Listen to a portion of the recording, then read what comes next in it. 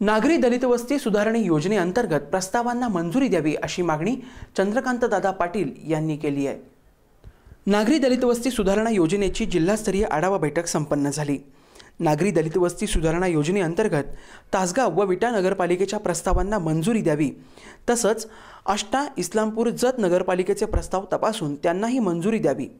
त्याचबरोबर नव्याने स्थापन झालेल्या पलूस नगर परिषद व कडेगाव कवटेमंकाळ खानापूर व शिराळा या नगरपंचायतींनी त्यांचे प्रस्ताव 30 ऑक्टोबरपूर्वी सादर करावेत असे आदेश महसूल व मदत पुनर्वसन सार्वजनिक बांधकाम तथा जिल्ह्याचे पालकमंत्री चंद्रकांत पाटील यांनी केले।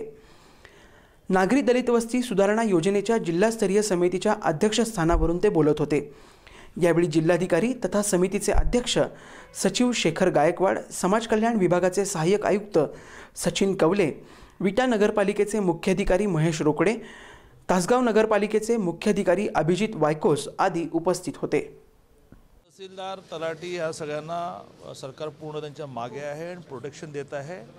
त्या ठिकाणी तहसीलदारांना आणि तलाठ्यांना असं म्हटलं की कशाने घाबरू नका, सरकार तुमच्या पूर्ण मागे आहे। प्रत्येक घटना घडल्यानंतर इमिजिएट मी त्या ठिकाणी जातो आहे, पूर्ण चौकशी करतो आहे, आवश्यक असणारे सगळं संरक्षण देतो आहे।